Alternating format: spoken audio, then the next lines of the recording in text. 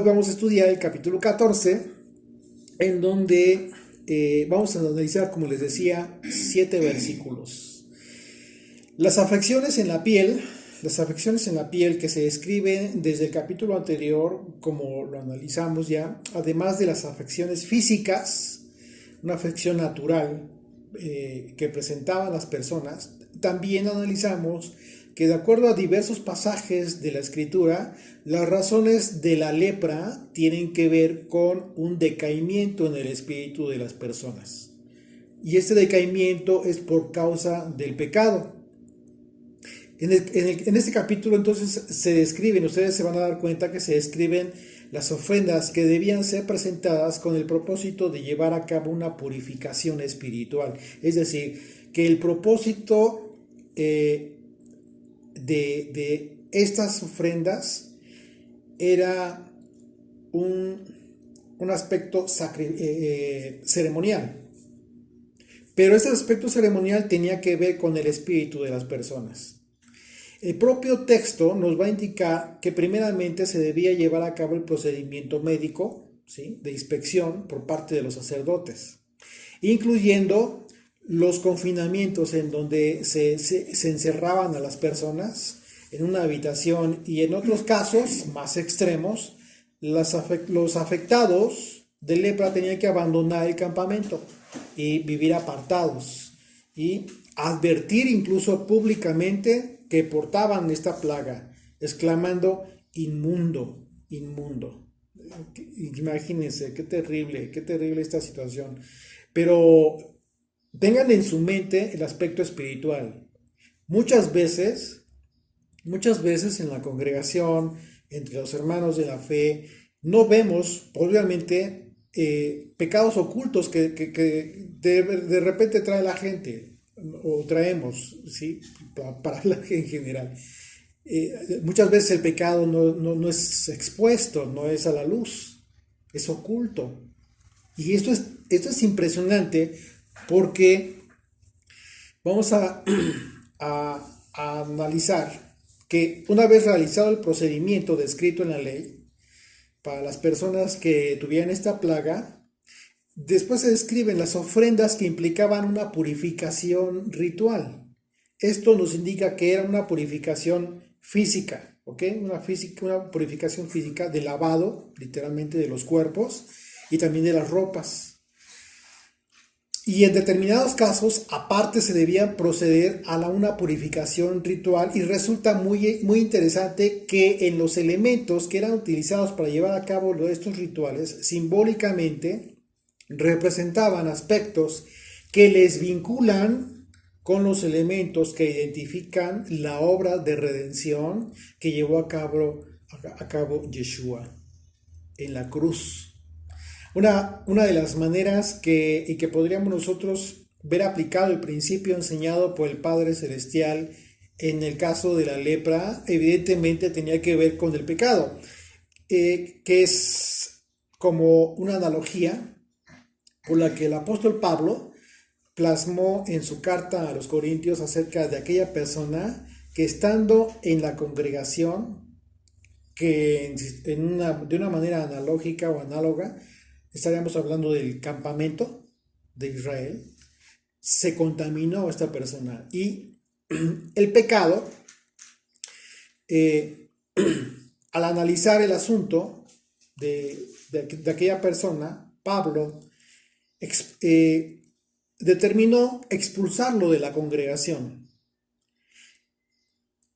que es el equivalente a la congregación al campamento en el desierto. Sin embargo, esto no era para perjudicar al pecador, no era ese propósito, sino para evitar que los congregantes se contaminaran. Por un lado, ¿sí?, para que se contaminaran, evitar que se contaminaran del pecado, había que separar a esta persona. Pero por otro lado, también entregarlo a Satanás con el propósito de que fuera zarandeado, a fin de que en el día del Señor su espíritu, su alma no se perdiera en el infierno y no fuera salvo.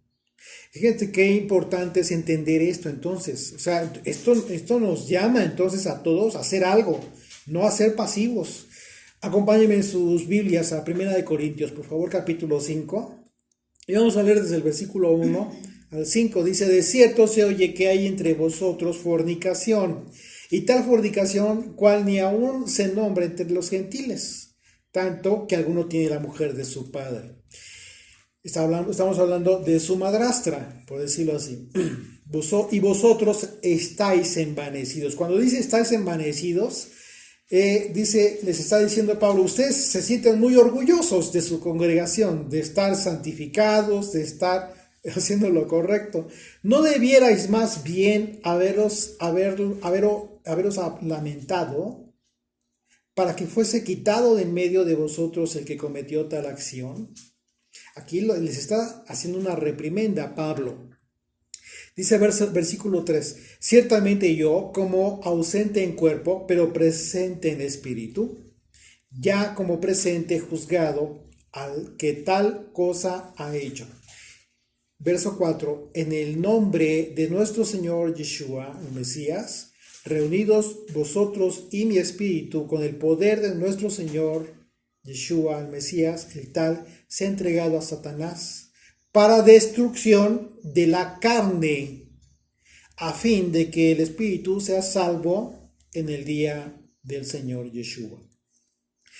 Imagínense.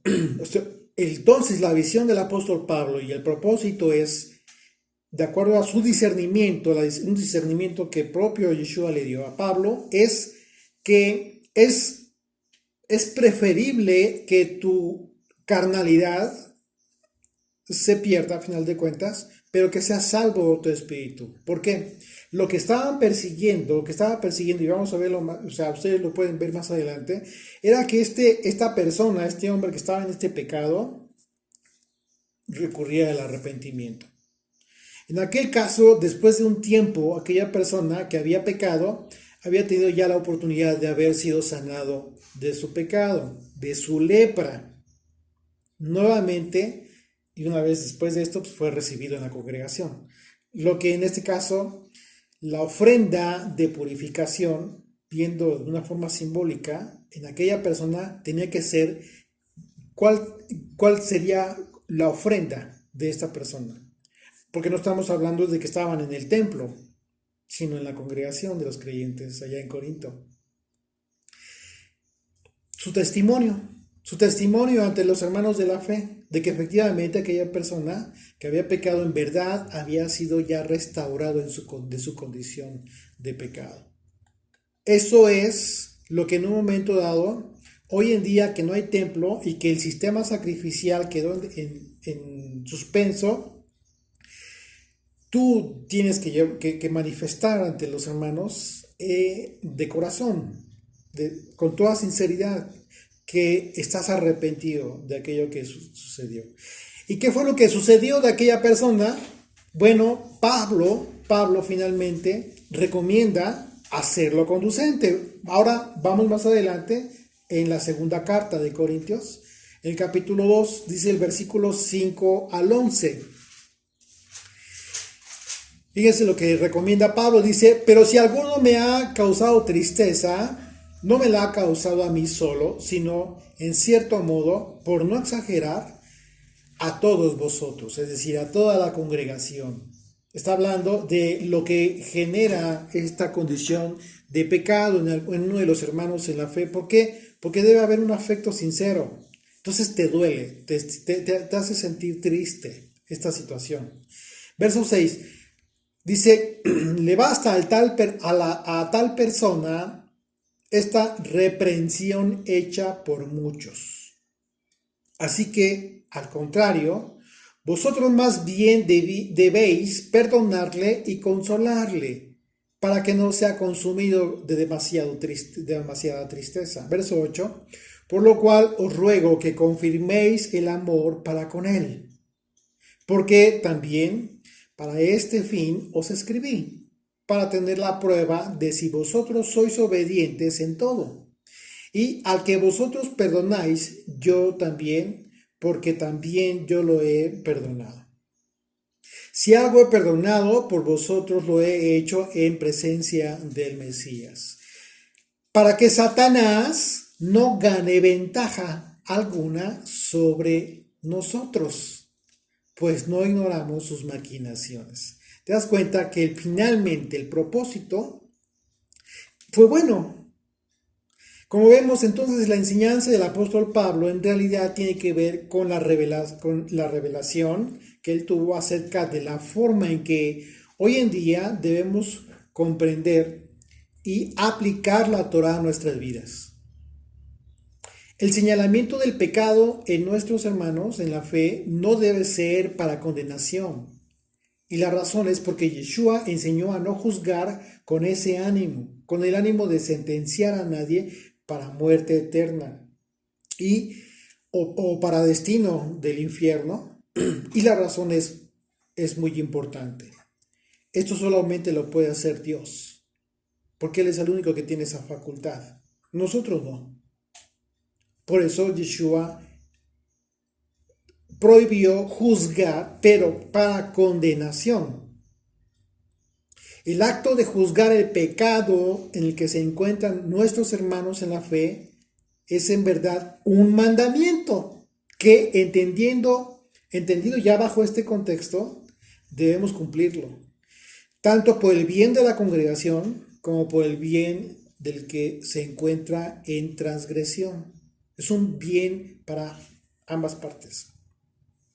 Entonces, juzgar o no juzgar, sí juzgar con un propósito de restauración y no juzgar con un propósito de condenación. O sea, hay muchas personas que se equivocan en este tema y evitan hacer lo correcto. Evitan lo que en realidad viene a ser, como vamos a verlo, como lo estamos viendo desde el capítulo anterior de Levítico, pues un mandamiento. El mandamiento debe ser expuesto. Si bien es cierto que hoy en día ya no hay sistema sacrificial, muchas veces el pecado es expuesto de una o de otra forma de una persona. Pero ¿qué sucede si aquella persona, después de haber pecado, está feliz, está contento, no hay arrepentimiento? No hay arrepentimiento, y peor aún si hay personas que le aplauden a la persona que está en pecado. O sea, qué terrible, qué tremendo, porque entonces, lejos de cumplir un mandamiento, afianzan la transgresión, pero en perjuicio del pecador. No le están dando la oportunidad de proceder al arrepentimiento delante de Dios. Eso no se trata de sentimentalismo ni nada de eso. Se trata de algo mucho más serio, de la salvación eterna, hermanos. Así es de que, bueno, la enseñanza del apóstol Pablo es en este pasaje que acabamos de leer, viene a ser una analogía, ¿sí? De lo que hoy en día tenemos que hacer. Por esa razón es tan importante todas las enseñanzas del Nuevo Testamento, porque son precisamente un reflejo de todo el sistema sacrificial, pero ya aterrizado en tu vida práctica. Entonces, entender la Torá bajo esta perspectiva, pues es maravilloso, porque estás entendiendo lo que realmente ha querido Dios desde un principio para todos nosotros. No es que haya abolido la ley de ninguna manera. Todo lo contrario.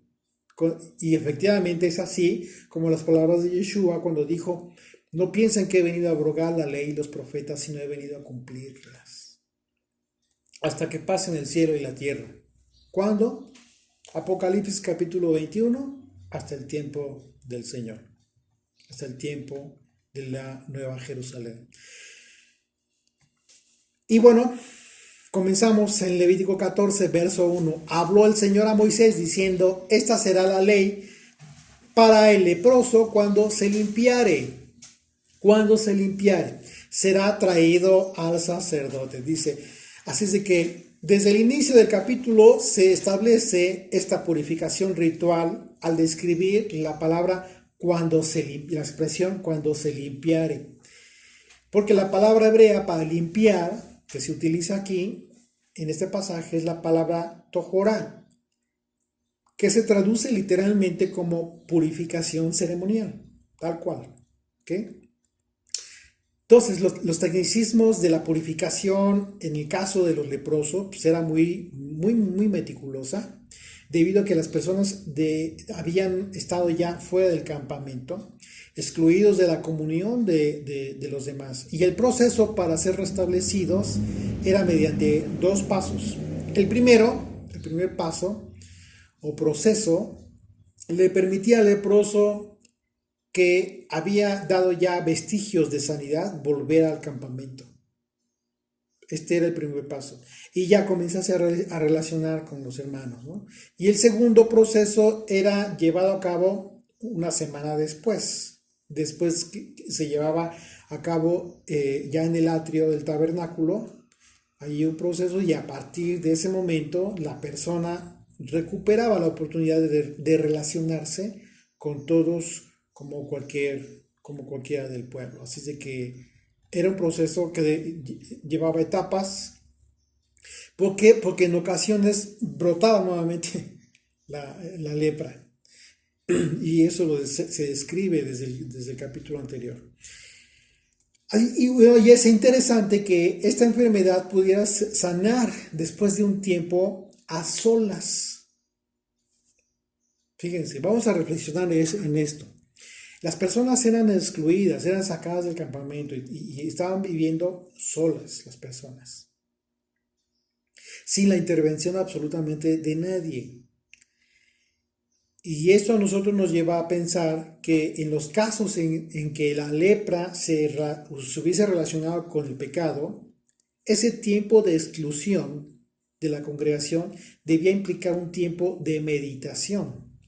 ¿Acerca de qué? Acerca de su proceder en cuanto al pecado. Estoy hablando de los casos específicos de que hubiese sido como consecuencia del pecado, la lepra. Este tiempo, sin nadie más con quien aparentar, ¿qué te queda? Viendo tu propia condición de miseria, recurrir al Señor. Y ellos sabían que en esa circunstancia no tenían más que al Señor.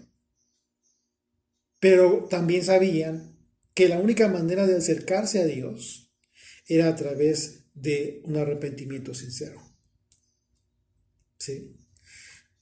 Así es de que esto era un tiempo de meditación muy profundo, a solas. Y podríamos pensar que así ocurría con aquellas personas que eran sacadas del campamento. Quizás al haber meditado y confesar delante de Dios su pecado, entonces procedían al arrepentimiento sincero y en consecuencia su lepra llegaba a ser totalmente blanca, como se describe en el capítulo anterior. Y en ese momento ellos eran sanados de forma sobrenatural por el Señor. Independientemente de las cosas que ellos pudieran en un momento dado haber recibido como medios naturales de curación, etcétera, sabemos que en los casos de sanación de lepra, pues era sobrenatural la sanación. Y podremos pensar que así ocurría con aquellas personas. Dice Isaías capítulo 1, verso 18, hablando de este tiempo de meditación a solas, en que no te queda más que recurrir al Señor. Dice, venid luego, dice el Señor, y estemos a cuentas. Si vuestros pecados fueren como la grana, ¿sí? Como la nieve serán emblanquecidos. Si fueren rojos como el carmesí, vendrán a ser como blanca lana. Literalmente, tal cual, en el proceso ya final de sanación de la lepra, en que se convertía en blanca. Dice verso 3 de Levítico 14, y éste saldrá fuera del campamento y lo examinará, y si ve que que está sana la plaga de la lepra, del leproso, bueno, aquí vemos que el sacerdote sale, ¿sí? Y estamos hablando de los casos en que el leproso se encontraba fuera del campamento y el sacerdote tenía que salir del campamento. ¿sí? ¿Para qué? Para examinarlo. Era una especie de médico en ese momento. Y en el aspecto espiritual aquí podríamos ver una analogía interesante en el sentido de que si consideramos que hoy nuestro sumo sacerdote es Yeshua, y en un momento dado el pecador se encuentra en reprimenda en ese tiempo de separación, si los hermanos en la fe han hecho ver la condición de pecado en que se encuentra esta persona, al haberlo excluido por un periodo de tiempo, esa persona ha tenido reflexión, si ha meditado acerca de su pecado y ha procedido ante nuestro sumo sacerdote, ante Yeshua, en un sincero arrepentimiento, entonces el Señor es quien declara sano de su lepra. Hoy en día no hay campamento, hoy en día no hay sacerdocio levítico, pero si ustedes se dan cuenta, todo puede llegar a estar representado hoy en día. En el momento en que la persona les expresado su pecado, ¿sí? Se le llama la atención, etc. Y puede en un momento dado proceder al arrepentimiento delante del Señor. Y esto será, o sea, si hay arrepentimiento, pues entonces será, y si hay perdón, será evidente a los hermanos de la fe a través del testimonio de los propios frutos de arrepentimiento de la persona. Y en ese sentido, los elementos que eran utilizados para su purificación ritual, hoy lo podemos entender como los elementos que nos conectan con Yeshua y su perdón. Fíjense, vamos a leer de los versículos 4 al 7, de ahí de Levítico 14. El sacerdote mandará luego que se tomen para el que se purifica 2 avecillas vivas, son 2 avecillas vivas, limpias, y madera de cedro, grana e hisopo. Y mandará el sacerdote matar una avecilla en un vaso de barro sobre aguas corrientes. Después tomará la avecilla viva, el cedro, la grana y el hisopo, y los mojará con la avecilla viva en la sangre de la avecilla muerta sobre las aguas corrientes. Y rociará 7 veces sobre el que se purifica de la lepra y le declarará limpio, y soltará la avecilla viva en el campo. Impresionante. En este pasaje vemos una analogía profética representada por el hecho de que el sacerdote tomara la avecilla viva, el cedro, la grana y el hisopo, y mojara estos elementos con la sangre de la avecilla muerta sobre las aguas corrientes. Este acto se llevaba a cabo como una consecuencia de este milagro de haber sido sanado del pecado. ¿Ya están conectando? Vamos a tratar. Ustedes ya tienen conocimiento de algunos simbolismos, ¿sí? Y ya entienden lo que son las aguas, etcétera. O sea que vayan tratando de ir conectando lo que ustedes ya conocen con lo que estamos viendo aquí en estos pasajes. Les decía, en este acto se llevaba a cabo como consecuencia del milagro de haber sido sanado del pecado, de la lepra. ¿Sí? Las 2 avecillas tienen la siguiente simbología. Yeshua recibió la investidura de Mesías a partir de que el Espíritu Santo descendió sobre él en forma de paloma. De manera que la autoridad del Hijo de Dios fue identificada por Juan el Bautista al ver la paloma.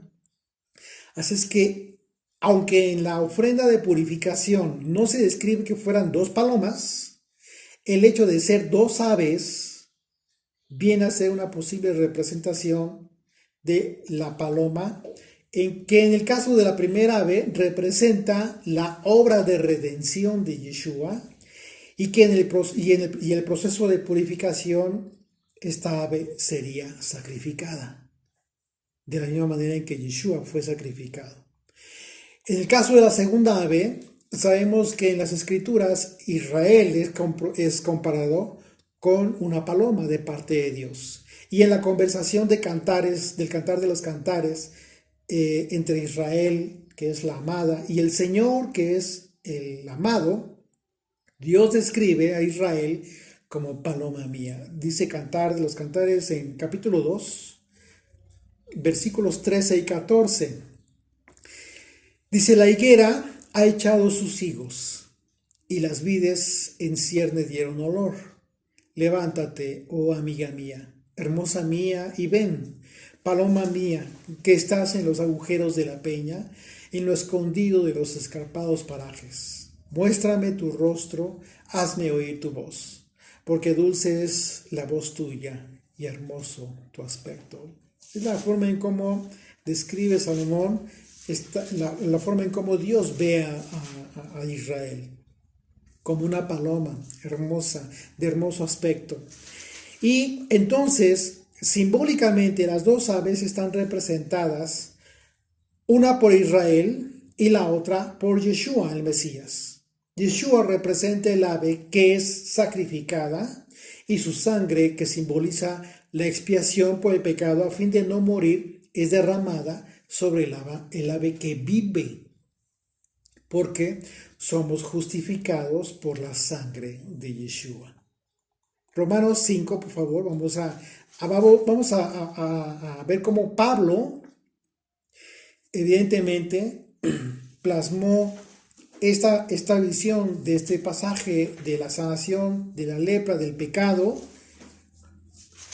en su carta a los Romanos, capítulo 5. Dice de los versículos 8 al 10, dice, mas Dios muestra su amor para con nosotros, en que siendo aún pecadores, el Mesías murió por nosotros, la paloma que es sacrificada. Pues mucho más estando ya justificados en su sangre, por él seremos salvos de la ira. Porque si siendo enemigos fuimos reconciliados con Dios por la muerte de su Hijo, mucho más estando reconciliados seremos salvos por su vida. Así es de que bueno, en el caso de la madera de cedro, ya en la simbología del sacrificio del Señor representa la cruz, el madero en donde fue clavado Yeshua, nuestro Señor. La palabra grana en el hebreo es la palabra shani y significa carmesí. Es un color rojo intenso que era precisamente, hablando del tiempo de la liberación de Egipto, del color de la sangre del cordero que fue sacrificado en aquel tiempo, allá en Egipto. Mientras que la palabra hisopo, fíjense, la palabra hisopo en el hebreo es la palabra esop, que es un arbusto, una planta herbácea muy aromática, de tallo leñoso, ramas erectas, de color pardo mate, hojas pequeñas y que creen tienen la forma de una punta de lanza y densamente cubiertas las glándulas oleíferas, le llaman, que es muy olorosa, por ambas caras. Flores de color azul brillante y violeta, agrupadas en racimos y frutos en forma de nuez pequeña. Era un arbusto utilizado en perfumería y todavía se utiliza en perfumería y en medicina. Bajo esta descripción de la grana y el hisopo, que son los elementos que de acuerdo al mandamiento también se cubrirían de sangre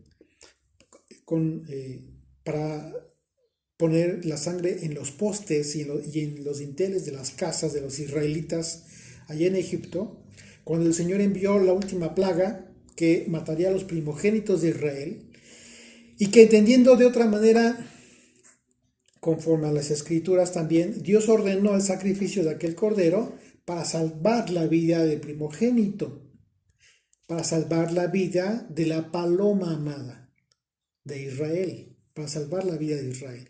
Recordemos esto, Éxodo 12, 21 al 22 dice, y Moisés convocó a todos los ancianos de Israel y les dijo, sacad y tomaos corderos por vuestras familias y sacrificad la Pascua. Tomad un manojo de hisopo y mojadlo en la sangre que estará en el hebrillo y untad el dintel y los dos postes con la sangre que estará en el lebrillo.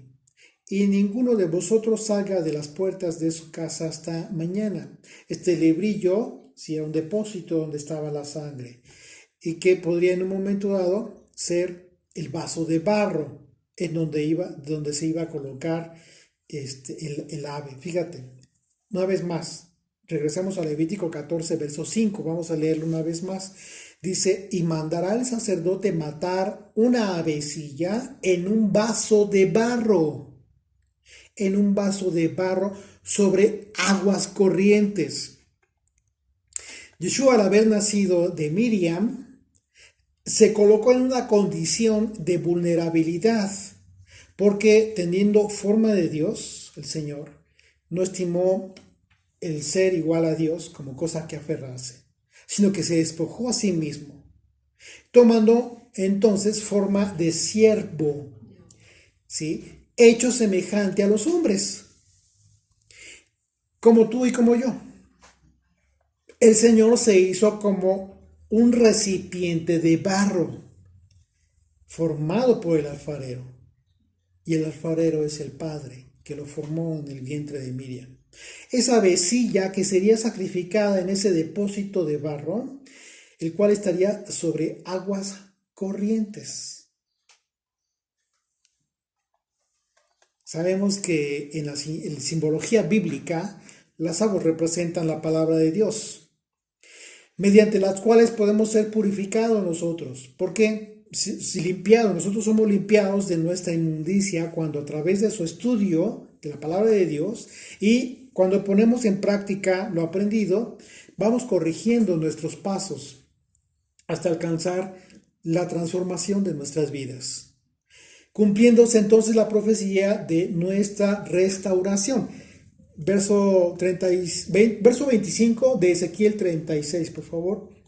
Dice, esparciré sobre vosotros agua limpia, dijo el Señor, y seréis limpiados de todas vuestras inmundicias y de todos vuestros ídolos os limpiaré.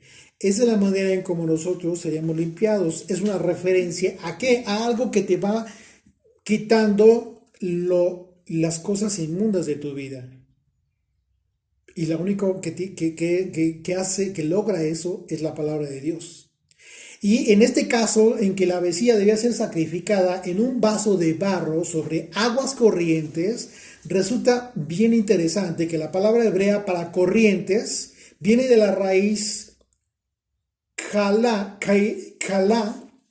hebrea, la palabra jalá con K, jalá, y puede ser traducida como vivir, como conservar con vida, pero también puede ser traducida como resucitar. Ya estás conectando lo que hace la palabra de Dios en nosotros. Ahora bien, una vez que hemos desmenuzado este impresionante simbolismo de estos elementos del ritual de purificación para los que habían sido sanados de lepra, con perfecta claridad nosotros podemos ver que lo que estaba sucediendo con la avecilla viva, que representa a Israel, y que en el ritual de los leprosos representaba vida para ellos. Ahora vamos a volver a leer el versículo 6 de Levítico 14. Después tomará la avecilla viva, el cedro, la grana y el hisopo, y los mojará. Los mojará con la avecilla viva en la sangre de la avecilla muerta, sobre las aguas corrientes. Fíjate, sobre las aguas corrientes que resucitan. La avecilla viva, como el Israel de Dios y el leproso, estaban siendo mojados con la sangre de la avecilla que había sido sacrificada junto con las aguas corrientes. Bajo esta comprensión de los simbolismos bíblicos, podemos ver que hoy en día todo aquel que comete pecado puede venir a ser purificado por causa de la sangre del Mesías. Porque el Mesías le ha dado vida al haber muerto. A todo aquel que estábamos muertos en vida. No teníamos espíritu.